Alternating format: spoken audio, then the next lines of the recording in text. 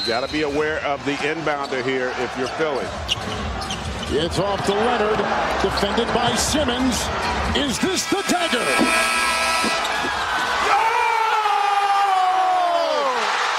Crew over many months that will equal the ability to one day be a champion. It's hard. It's hard to be the last man standing.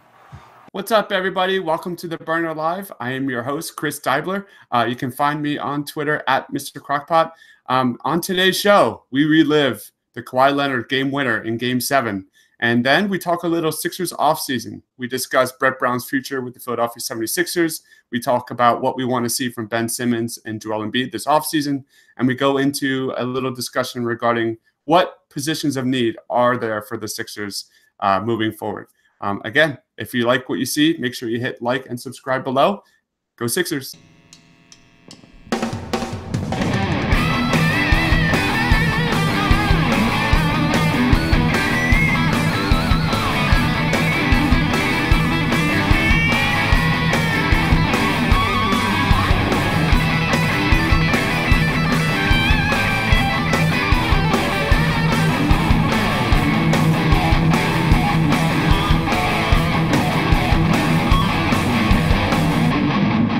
What's up, everybody? Welcome to the Burner Live.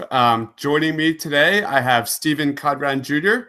You can follow him on Twitter at PhillyFanaticYT. What's going on, Steven? How you feeling? Surviving. I'll just say that. I hear you, buddy. Also joining us today, we got Ben Dunst. You can follow him on Twitter at BP Dunst on Twitter. What's up, Ben? How you doing? Hey. Hi, Chris. All right. So everyone's hurting. Everyone's. Yeah. We got like the whole Team Chill squad in here, and nobody's feeling good. That is not a good thing. Yeah. Everything hurts this morning. I'm just like depressed. I cannot believe it went in. It went in. The Sixers season ended last night on a ridiculous Kawhi Leonard shot.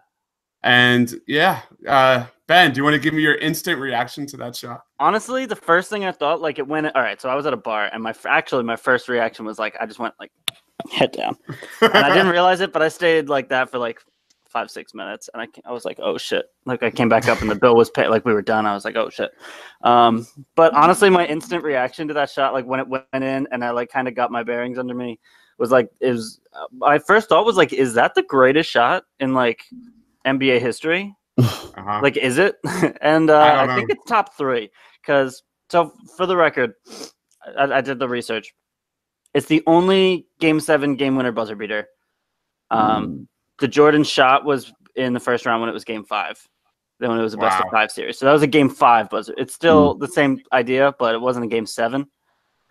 So the shot, the Jordan shot's still there. And I think you can say probably the Kyrie 3 in Game 7. It wasn't a game winner or buzzer beater, but like, basically was, like, but after that, it might be Kawhi against the Sixers in Game 7. Like that was stupid. Like I don't think he could see the rim. Like I think he was guessing because Joel was up there. Like I don't think he could see the rim. I think he was shooting purely based off of experience and where he thought it would be. 4 bounces, the quadruple doink, which is just karma. We deserve that for the record. We deserve a quadruple doink. Yep. Which only Philadelphia. Only Philadelphia. And like everything hit slow motion, right? Like everything in the world was in slow motion when it bounced. The first bounce hit, and I was like, cool, we're good. Like the crowd was completely silent. Thankfully, the announcers weren't talking. Like if it was like Jeff Van Gundy, he would have been talking about like why or Doris Burke. She would have gotten like a comment. Should have been like, oh, I think he got that shot off. He's able to get under the ball so well. I've been like, Doris, love you, please, not right now. No, Jeff would have been talking about like, I really think the Timberwolves need to, and like we would have missed it completely.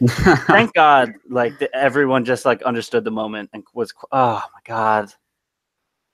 The two things that have been playing in my head since the second it's at final was the shot bouncing and Joel walking off, and crying going into which was so much worse than the shot. So much worse than the shot. Like you can't unsee that. Like the shot went in. Like okay.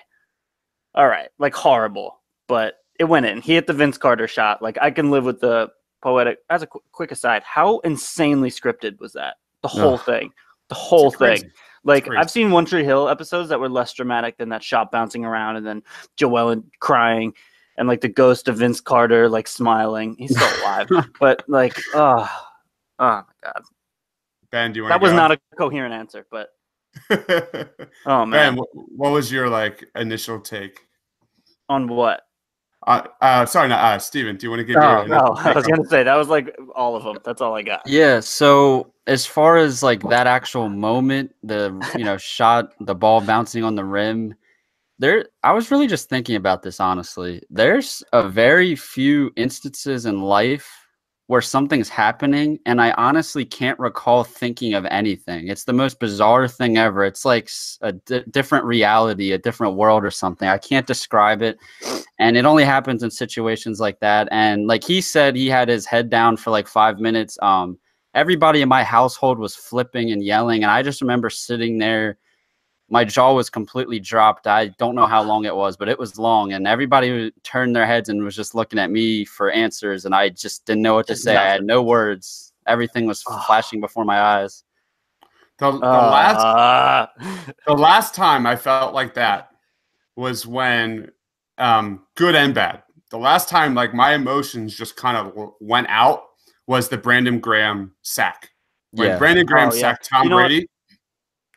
I went in the fetal position and I just I internalize. When I get upset, I completely internalize. Like I'll cry, I'll like scream, but I'm not like a jump off the couch kind of guy. Like I just go into a shell. And that's what I did. Like I was 6 inches away from the TV. I can't watch these games. Unlike you, Ben. I can't watch these games in public. I wish I did, but I did. It's rough. So when that ball went in, I swear to God, like the ball was in the air long enough for Kawhi Leonard to stand up and watch the ball hit the rim 3 more times. Oh my God. And go in. And I died. And then right when there was like probably a good like 5 minutes of me just like my wife is sitting behind me like, it's okay. I'm like, it's not okay. It's over. It's over. It's divine intervention. Like absolutely absurd. You know what? I did think like the last time I felt that like deep in the stomach was obviously with a different result was when we got the Carson ACL diagnosis. Yeah. And I just hit that like 1,000-mile stare like a couple times. Just like that was it was the exact same feeling as when it was like it's all over. Like Carson tore his ACL. Kawhi hit the shot. And then there was like a period of like after the first like 5-10 minutes, then I like rewatched it, and I was like, the basketball nerd in me, I was like, that's pretty freaking cool. Like I've never seen that in my life. Like a ball just. It was incredible. Like and that. Wow. You know, it's almost a shame that like. We're not fans of like a bad team, you know, like being a Hawks fan yesterday would have been amazing. Like 2 incredible game 7s in the second round, like both coming down to it, like CJ, Dame, and Kawhi making huge plays. Like it was bound to happen. Nope, it had to be us. Yeah. And we're gonna see. And you know what? The other worst thing is that's never going away. We're seeing that highlight. For 30 years. I don't know. Maybe forever. Like that highlight will live longer than I will. Guaranteed. There's just no way around it. We're going to see that forever because it was so dramatic. And okay. You're absolutely right. And forever. And Kawhi's a Hall of Famer. So we're going to see it forever. Yep. I mean, he was Kobe-esque last night. 39 shots. And 40 shots. It's unbelievable. Kawhi deserves everything. That's coming to him this offseason. He's incredible. He was the best player on the court all series, I thought. And that's just the best player won on the court last night, period. To be fair, I just as a quick response to that, to be fair, Kawhi was a plus 34 for the series for 7 games, plus 34. Joel Embiid, which was tied for second with Danny Green, who was also a plus 34. Joel Embiid was a plus 90. Wow. I agree that Joel had a weird series, but last night he was a plus 10, but did it feel like plus 10? Like it was like he had to be on the court, but at least until the second half, like he offensively, he was not playing like himself. I think that's a good segue though, like because Joel was a +10, and they lost by 2. So when Joel sat, they were -12, and he played 45 minutes. So that's 3 minutes they were -12, 45 minutes they were at +10. So they lost the game in 3 minutes. Yeah. And if you remember that first minute and a half that Greg Monroe came in and gave up the M1, that was a -9 stretch. They went on a 9-0 run in that 90 seconds. So that 90 seconds when Joel sat, lost the game. It's unbelievable, for that reason, right? And like, yeah, Joel didn't really rebound like at all, and he took like tons of jumpers and missed them all. So like, yeah, he could have been +24 and they win, but like, it just doesn't work like that. Like, you can't change everything. You can't say if Joel just hits all of his shots and the Sixers win. You know what I mean? But what you can say is if they don't give up, they don't go -12 in 3 minutes without him. I think that's much, much more reasonable, and like that's within the realm of possibility. So for that reason, like, yeah, Kawhi hit the shot, and like there was all that, and the rebounding was bad, and the turnovers were bad, but like Elton Brand and the rest of the front office lost this game, I would say. That's a really good segue. First and foremost, like Steven, do you have anything to add about the game? Not about the game. We can be done with the game. Yeah. Can only handle so much. Yeah, like pouring salt on a wound, man. This is a really tough. It's gonna be a long off season. I'm gonna have nightmares. Those are all those people. For you, this is therapy live. This is not the burner live, and we're full burn. Yeah, I'll have nightmares of those offensive rebounds for the rest of the off season. This is not going away anytime soon. Shout out to Serge Ibaka. Shout out to Serge Ibaka for real. Like, he's been so trashed and he stepped up so well. Like, shout out to Serge Ibaka. He was raining threes. He hit as many. I think I saw he shot like 24%. That could be wrong, but I think I saw on Twitter from that spot where he hit 2 in the first half. Like, you can't. Someone always steps up in a game 7. Shout out Serge Ibaka. I agree. The only one. Which, by the way, that one 3-pointer he hit, I believe it was on like the far right wing, I guess you want to call it, and Simmons was right there on him, and he hesitated to shoot, and Simmons was all over him. When he hit that, in my head, I didn't want to admit this, but I'm like, they're going to win this game. They're going to win this game. He's making too much of an impact. It's just the way it is. I felt like the entire game, it was stepped up. Shout out Serge. Yeah, the whole entire game was not meant to be. They started out 0 for 9, and I don't know the stats, but like I felt like at least 6 or 7 of those like rimmed out. That's 13 in the first quarter. Is that what it was? The final of the first quarter was 18-13. Yeah. Like, I thought this game was going to end like 51-37. Like, yeah, there was no offense. That's unreal how like every team that won the first quarter won every game in this series.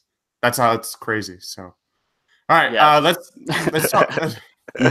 Yes. All right. So where do we go now? Let's talk about where do we go now. Do you guys want to start with Brett? Brett Brown sounds good. I think that's the most topical. Yeah, I am on Team Brett. Right. This is an off season where stability and keeping the team together, keeping the band together is more important than anything. I am not in favor of some sort of coaching carousel, bringing in someone new, implementing a new offense. This is a time, we went through an entire regular season of juggling different lineups. Our whole bench was gutted from the Tobias and Jimmy trades. They barely played together. I'm on team bring the band back. Let's run it next year. The Celtics are going to look different next year. The Raptors are going to look different next year. The Knicks could be better, but this is the offseason to keep it together. Let's run it. I mean, it took Kawhi Leonard to hit the best shot of his life, maybe in the best shot in NBA history, to beat the Sixers last night in Game 7. I say we run it back. Brett should stay. Steven, do you want to give your thoughts on Brett? Yeah, so I'm obviously pro Brett Brown. I don't want to say I'm surprised that it has been brought up whether he deserves to continue to coach this team, because ultimately when a team falls short like that, everybody's job is at question, just to whatever degree that is.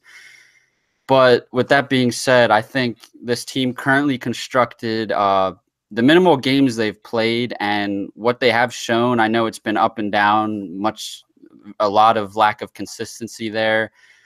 There's only going to be positives from here. You just saw the potential that this team has in the minimal games they've played. I feel like this team is only going to get better, and that's not to even mention how they could improve the bench this offseason. I just don't see how you fire Brett Brown, especially with that article coming out. If he fails to get this team to the finals, his job is seriously, under question. I just don't see, that's like a football reaction type thing. This is the NBA. I don't see why he doesn't deserve another season here as the coach. I agree, Ben. Yeah, so I would say, in general, just for background, I like Brett. I'm not married to the idea of Brett being the coach of this team because I think that sometimes you got to make those calls. But I do think so. We've seen the reports before the Mark Stein report. Everything said conference finals, and then the Mark Stein report said he has to make the finals for. I don't think that's accurate. I think that just doesn't make sense that the report would change when it looks like they might not make it to the conference. Unless the front office was looking for a reason to fire him. I'm pretty confident that just kind of got diluted. So I would say that if conference finals is the minimum and you got to 4 seconds away from it, if you have a sales goal and you miss it by $1, you're not going to get fired for missing your sales goal. It just doesn't make sense that way. So I don't think it's really all that reasonable. I think you bring Brett back the coaching market is horrible right now. If there was a time to do it, it would have been last summer. We didn't get Budenholzer. You can get, you can try to get Nurse or Dwayne Casey at least. There's no good established coach on the market that we know is good. I've heard horrible rumors. Patino, is that what we're gonna do? No. Yeah. There's nobody available. Brett would. I saw there were people talking when the Nuggets Blazers game was still going on that Stotts could be, or not Stotts, the Blazers coach. I'm blanking here, but they would switch. There's no good coaches on the market. Anyone who's getting fired is just switching with another team who's getting fired. It's not. We already saw this with Luke Walton to the Kings. I just don't think there's a market for coaches right now. There's nobody good who's waiting in the rafters, waiting to get called up, like Budenholzer was. So, Phil Jackson. There's nowhere to go here. Please, there's a lot of all of these teams have just recently hired assistants, so the assistants are pretty. All the coaching assistants that have had head coaching, there's just not a lot of people out there. It would have been great to grab Lloyd Pierce. If we were going to do it, they should have committed to it earlier and said, we don't think Brett is the right person. My problem is, and this has been the whole problem of the Colangelo era. I know we're out of it, but this was a problem, is they waited for something to be wrong before doing something about it instead of making a call. And that just can't happen. You can't wait for Brett to disappoint, and you can't wait for Brett to have never done it. You have to be able to read, will he be able to do it? And if your genuine belief is that he can't do it, then you fire him. And so they had to do that before. I think at this point, the market's so bad. And so I don't think they should fire Brett. I don't think they will fire Brett, for the record. I think that's all smoke and mirrors. My personal thought, and I tweeted about this, is I think this is an organizational tactic for Milton Brand and the rest of the front office. Going into the offseason, we saw that last summer Brett was pretty much in charge for most of it. He was the one making the calls. He was the one with the veto button. But that's just not the case this summer. So I think this is an organizational tactic by kind of feinting that his job is on the line. And that they're evaluating him at every turn. What it sort of does is makes it clear that Brett's not the head honcho anymore, that Elton's in charge, that Elton holds all the power. So I think they're just redrawing the lines going into the offseason, so that Brett knows where he stands, Elton knows where he stands. That's all I think it is. I think Brett's here. I really hope so. I'm definitely all for it. If they want to move on from Brett and there's another viable, replacement, I'm all for it. But I don't see it unless Brad Stevens gets strangely fired from Boston. Then there's a discussion. You trade for Brad Stevens? No. Wouldn't be the first time Boston traded a coach. It's true. Yeah. So obviously, I guess all three of us are pretty much pro Brett. What are some of his main criticisms? So he, the last those like 3 offensive possessions in Game 7 were pretty hideous. Was it his fault? Same set. You know, the shot clock violations cannot happen. I think the one of them was right after a timeout. That cannot happen. Yeah. Real quick, I do think it's pretty bad that they didn't run a single one of those. Draymond, like paint, dribble handoffs to Redick or Jimmy, because Ben's guy was playing so far off him that if Ben sets a good screen on that, that's a wide open mid-range jumper for JJ or Brett or Jimmy. And like, you got to call that. You got to call that. You have to run that, because they're helping so far off of Ben that Jimmy can't get something going because he's slowed down with his quad pulled. Like, got to call something that gets Ben's man to contribute defensively. You just can't have him sitting around helping. Yeah. Because Ben's man, Kawhi, like a lot of fans call out Brett Brown's leadership with Ben Simmons and Joel Embiid regarding Joel's diet. It could be Ben Simmons' lack of shooting, lack of aggressiveness. I think there are like good criticisms of Brett and Joel and Ben, and those are all horrible ones. Yep. So. And then, you know, obviously people think that this is only really his real second year. And Brett Brown's been like a G League coach this entire season.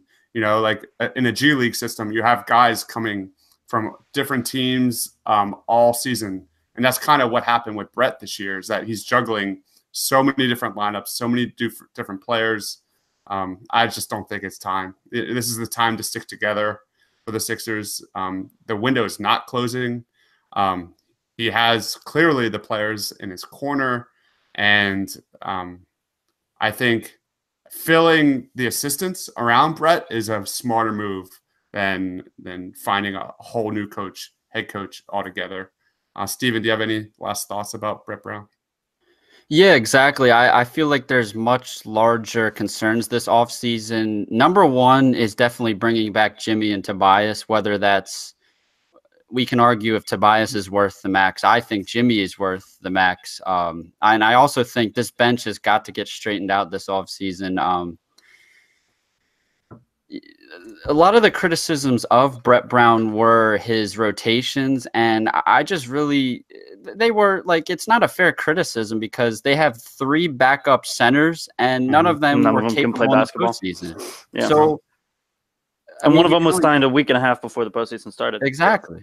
Yep. Is it Brett Brown's fault that Jonah Bolden didn't progress? No. No. He's a rookie from the Adriatic League. Like, it's just tough. Like, Dario was older when he came over, and if you remember, Dario, every single 3 he took, his foot was on the line and it was short. Like, Jonah airballs 3s because the line's shorter in that league, so he's used to shooting shorter, so he shoots short on them. Like, you can't completely change the way that somebody like has shot their whole life in a season. Like, yeah, right. So, and he's not the guy. I mean, and it just seems like he's not the guy that we were that the draft nerds were like when they were singing his praises like 2 years ago. If you like, he was the guy. I was one of them. Yeah. He's just not that guy. Like, and that's fine. You can't really expect to get that guy in the second round anyway, or whenever we picked him late first. Yeah. And then Zaires the sesame seed thing, then I mean the entire team. Markelle Fultz forgetting how to shoot. Like the entire team between the trades, like it was just gutted. And one last Brett thing that I was kind of talking about on Twitter late last night. The thing about why you have to run it back is, so they lost this game by 2, Game 7. Like, Markelle Fultz started like 18, 20 games, and JJ Redick came off the bench, and Wilson Chandler started like a lot, like a third of the season. And if they have home court in this series, like it's different. It's completely different. Like if it's Game 7 in Philadelphia, that's a win. Like definitely, no question. So I think that the reason why you have to run it back is that like they got they got close. Like they got home court in the first round. A couple more wins. Like this team could be a 60-win team. I mean, I don't want to turn into Bill Simmons already and call 67 wins and high fives. But like if Brett has a chance to play a whole season with a good team with like capable players who are like good at basketball instead of starting Markelle Fultz and Wilson Chandler and second guy off the bench Mike Muscala, like they could win enough games to be a like 2 seed, and at that point it's a much easier series here. I didn't think. So I think you got to give Brett like you have to let Brett play the whole like they only let him play half of the regular season with real players. Like until the Jimmy Butler trade, and even after the Jimmy Butler, before the Tobias Harris and the Markelle Fultz trade, like he had to play like bad players, like 30 minutes a night. So the fact that they even won 51 is like good, like really good. So you have to run that back, see if you can get 58 wins in the 2 seed. I would be very happy if I didn't hear the name Mike Muscala the rest of the next 6 months. So hard. He was so horrible. God, wow. What a horrible move from the Lakers to give up Zubac for him. Like, what is the point of that at all? It's incredible. Like, at all. It's crazy. It's crazy. That was horrible. All right, let's came out of that window with Shamet and Zubac, and we're feeling good. All right, let's move on to like what we want to see Ben Simmons and Joel Embiid progress this summer. What are some kind of areas that you think we need to see, either improve, tighten? Steven, do you want to go? Yeah. So I'll throw out the obvious one, and I will beat this to the T and pretty much everybody when it comes to, well, really both guys, but I'll start with Joel Embiid. Conditioning, diet, he's got to take it serious, and I'm really tired of talking about it, honestly. He is a professional athlete, but he needs a better supporting cast around him with his injury concerns and everything like that. And it's a shame we have to rely on him to play so many minutes. This team really needs to address that backup center position. And regardless of that, he needs to improve his conditioning. But from a skill set standpoint with Joel, continuing to improve the shot, I think he's a good shooter for his position. I don't have any problems with him shooting threes. But an even bigger thing that I think he needs to improve, and I touched on this before, becoming a better roll man in the pick and roll. I think that unlocks so many wrinkles and levels to this offense, and it'll open up things, and not just finishing as a roll man, but creating shots out of that. A guy that comes to my mind is Draymond Green. He's really good at passing out of the roll. I think if Embiid can do that, because he is a much, much better threat to score out of the roll. When you watch Golden State, Draymond is almost exclusively looking to pass out of the roll. I think Joel could do both. For Ben Simmons, obviously the shot. I've said before, I don't know why his brother is the guy who's training him with his jump shot. And I don't know if that was you, Ben, or somebody mentioned in the chat that his brother actually coached to a certain extent and everything like that. I mean, I've been to games and stuff, and I've seen him shooting in warm-ups and everything like that. And for me, growing up as a basketball player, my primary skill set was shooting. And I don't know about you guys, but his fundamentals just look weird. His elbow almost flares out. And I know a lot of shooting coaches teach fundamentals. They tell you you want to be comfortable with your shot. But that's just something from a fundamental standpoint. You can't sustain success doing that. I don't know why his elbow does that. I really don't know why. Yeah, it's like crazy. It's like and it's like last second. It's wonky. Yeah. So I think what's interesting about Joel is like every time I'm like, this is what he needs to improve on. Like he comes back and he's actually improved on it. Like because. First, it was like he needs to get to the line. He never gets to the line, and he's so big. And then he started getting to the line like crazy. Then we were saying, like, this whole postseason against the Nets when he played, like, the whole issue was, like, he's getting double, triple, quad teamed. Like, he needs to be able to make a good pass out of there. And then he made that one pass to Jimmy in, like, game 2, I think it was, if you remember, that, like, ridiculous pass out of the triple team for the 3. Yep. And since then, like, every time he gets doubled in that, like, low left post, he makes a ridiculous pass to the right corner. So he's got that figured out. So if he can do that consistently, that's a huge, huge, huge upgrade, and will increase the team's like corner 3 rate by like 60%, if I had to guess. Like they'll get way more corner 3s than at the top, because usually he's passing to the top and they just got to fire it. So for Joe, it's hard to really say in terms of like on the court skill set. I guess as a roll man, that'd be good. I guess as a screener in general, that'd be good, because he's not as good of a screener as he could be compared to other people of his size. Like, even Drummond's about the same as a screener, and I guess Adams is better. So I think for Joel, it's more about like just understanding what's happening around him, like just gaining some basketball IQ sometimes, because like, I think it comes from his like starting to play pretty late in his life. He just doesn't always recognize the defensive sets and like he doesn't always know the right like way to beat a certain defensive setup, if that makes sense. Like he doesn't recognize like, oh, they're in this setup and they're dropping on pick and roll, so that means that area is going to be open if we go for it. Like he just doesn't always see it, so he just kind of tries to do the same thing against different defensive setups, and it has like different results. So he just never seems to know exactly what to do. And just the way Joel like picks things up so fast, like that's definitely it. For Ben, it's much more simple. Like Ben just needs to turn the ball over, and that's not the right way to put it. That'd be bad. Ben needs to turn it over and dunk it like all the time. He just doesn't. Like he just needs to go straight through people. Yeah, it'll be an and one like almost every time. And we've seen a couple times in the past 2 games or so where like he tries to go for a poster and they just foul him and the dunk doesn't go. Like that's fine, dog.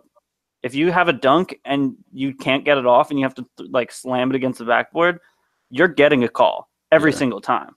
Like no one has ever missed a poster dunk and not gotten the, like if it's not a perfectly clean block that the ref can clearly see, you're getting the call. So he just needs to be able to like, when he's going downhill and goes up, like don't do the change of pace, go up and like scoop it. Just right over. Like has to do it. Yep. It'll get his free throws rate up like crazy, especially now that he seems to be hitting them. Good for him that he went, what was it, 5 of 6 in that game, 4 or 5? Yeah. Game 7? Yeah. Like 5 or 6. It's coming along. Like everything is starting to come along. And if you remember, it feels like a million years ago, but he took some threes near the end of the season. Yeah. Like 4 of them, but 4 more than 0. So I think the shot's coming along on its own. We'll see. I mean, we'll see what happens. You know what I mean? Like you can't expect him to figure it out so fast, but like Blake is shooting step backs now. Like if he just like it's possible, but like we can't, like if you're expecting him to come out and shoot 4 threes on the first game of next season, like you're setting yourself up, you're playing yourself. Like, so I want to see his post game get even more refined. Now I would say what you were saying about Joel, I would say about Ben, because Joel and Draymond are pretty fundamentally different in terms of like just body size and hand size and the way they see the game, but Ben and Draymond are like not that different.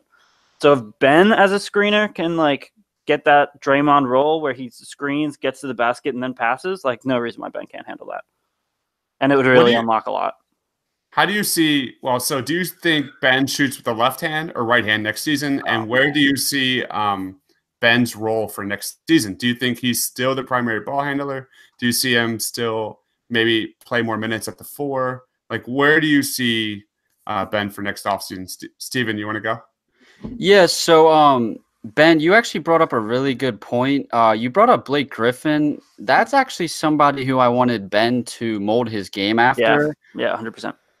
Blake Griffin, when he came into the league, had a similar skill set, except Ben Simmons was asked to be the primary ball handler. I don't think Blake Griffin was. He played on a team with Chris Paul. So Blake kind of had to learn how to play off the ball and everything like that, and he wasn't a shooter coming into the league at all.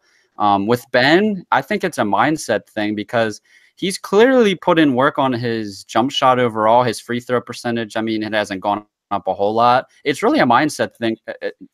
The same can be said when it comes to his finishing. Like you said, he's really hesitant sometimes inside, and it leads to really awkward misses. And like you said, if he would go up a lot more aggressive and almost just try to dunk the ball, he'll get to the line. Don't be afraid to get to the line. It'll just make him a better player. He's a smart guy, and I definitely think he's a hard worker, regardless of what some people may say. So I expect this 3rd year to be really a big jump for Ben. It has to be. It really does. And 2nd year is hard. I mean, look at Donovan Mitchell and Jason Tatum. They were both like bad this year. Like, Jaylen Brown? Jaylen Brown last year was his sophomore year, right? Or was it 2 years ago? 2 years. 2 years, yeah. Yeah, I mean, sophomore year is hard for everyone. Like, sophomore slump, like, it's pretty unavoidable. Unless you have a bad rookie year and then a breakout 2nd year, like De'Aaron Fox. Like, those are the only 2 ways it goes. In regards to, like, the left-hand, right-hand thing, and, like, I honestly, like, do not care about any of it. I don't care what hand he shoots with. Like, whatever he wants to shoot with, he can shoot with. Like, I don't care about any of that. In terms of, like, should he play the 4 more? I don't care. I mean, it's going to be 2020 next season. Like, positions on offense don't matter at all. Exactly. Like, he's Brett's job is to figure out where to put him, regardless of what number is assigned to him. Like, and it's what's really funny is, like, we drafted Ben, he got hurt, and everyone was like, you can't play him as a point guard because he's a power forward. You can't do it. And now everyone like wants him. Now he's playing point guard, and people are like, why aren't you playing him as a power forward? Like, what are we doing? Like, I'm so confused. Like, why do we care so much about whether he's a 1 or a 4. Like either he's holding the ball and he's a primary ball handler or the ball handler at that moment, or he's not holding the ball and you got to do something else with him. Like in 2004, maybe you got to figure it out. But in 2019, like you got 5 players and you got to figure it out. Like that's all it is. Any coach in the league, like there's no coach anymore who's worried about offensive positions. Yeah, for Ben, for me, it's all about within 16 feet. If you can really start, work on that 15-footer, work on that free throw shooting percentage, and obviously the mindset thing. I think you guys did a really good job hitting it all across with Joel Embiid and Ben Simmons. I just want to see him shoot like 25% from 3 on like 1 a game. Like 25% is perfectly fine with me because like it'll work every once in a while. Make defenders respect it. That opens up everything for Joel in the paint, and it's everything. So let's go into more like team needs. Where are the priorities for the Sixers this offseason in terms of positions? Ben, do you want to talk a little bit about that? Yeah, so I think basically all the team really needs is a starting shooting guard and a backup center. I think that's it because we can worry all we want about like the regular season depth and all of that, but like we're going 8 deep in the playoffs, 9 deep in the playoffs, like no more than that. All we need, like we need a backup center, whether that's, any of them, anyone, even like Tyson Chandler at this point, like he's cooked, but he can stand near the rim a little bit. Like just need anyone who can like plug the hole at center when Joel's out for 3 minutes in a playoff game and not give up 12 points without scoring. Like the backup center, and it's overblown. And then on top of that, like you need a starting shooting guard because I think JJ can't be a starter in the playoffs anymore. Even in this game, in the first half, like when those shots aren't going down, like he's just useless. You'd love to be able to pull him off the bench and just be Lou Williams and just take every single shot, like literally every single shot when he's on the floor. But if we can get like a Danny Green, which is ironic that Danny Green just eliminated us, although he didn't really do much. Danny Green's your boy. Danny Green is the answer, man. Like Danny Green for 2 reasons. One, he's a better shooter by percentage. Like JJ hits harder shots, but like Danny Green is absurd at hitting open threes. Like the thing about JJ Redick is that he hits pretty much the same percentage on open threes and contested threes. Like there's some guys like JR who shoot better when contested, and there's some guys like Danny Green who shoot really well when they're wide open and shoot pretty well when they're not, and that's why he ended up at 45.1% because when he's open, it's going in. Obviously, in this series, that wasn't the case. I think that's tired legs, I guess. But also, like he's a legitimate perimeter defender, and he can post up. So that just like gives you so much versatility. The only real issue is that he's not really a ball handler in the pick and roll or a screener in the pick and roll. But so you're giving up JJ's screening, which is pretty valuable. Like him screening for Embiid works pretty well, but like I think you live with it because then your defense, assuming everyone's back, is absurd. Yeah, is absurd. Danny Green is your 3rd best perimeter defender. Like, and Danny Green would be like probably your 4th best defender overall. Like that's absurd. That's crazy. He's probably the 2nd best on the Raptors. Like, and they have like a very, very good defense, one of the best in the league, and he's their 2nd best defender. He would be our 4th best. Like, you have to go after it. So if you get Danny Green and like any backup center, Dewayne Dedmon would be excellent. Like then there you go. Like, and if you bring back Mike Scott, and you probably have to give up James Ennis, one of James Ennis or JJ Redick. Like that's a team. Right. Then your playoff rotation is this year's starters: Danny Green, Dewayne Dedmon, Mike Scott. Like that's 8 dudes, 7 dudes. I don't know. You get the idea. Like that's enough. I would say a backup point guard also is like probably necessary, but like in the playoffs it'll be Jimmy. So right on.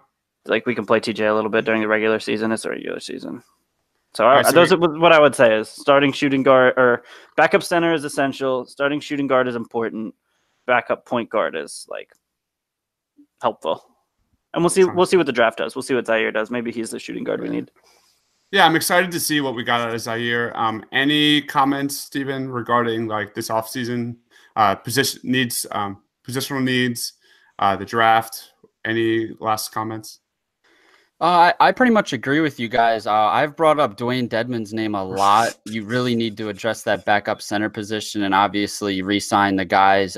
Danny Green is an intriguing name, like you said, a 2-way player.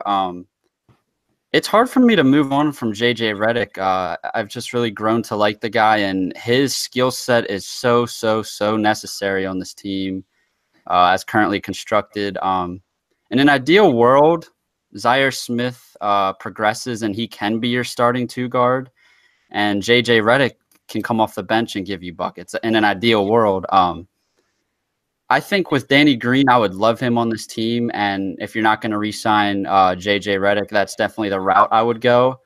My only question is his lack of playmaking ability, but that might not even be necessary in that starting 5. That's why I think Zaire Smith long-term, if he can really be the player that he is, I think he has playmaking abilities as we speak right now off the dribble, whether he can create his own shot or create for others.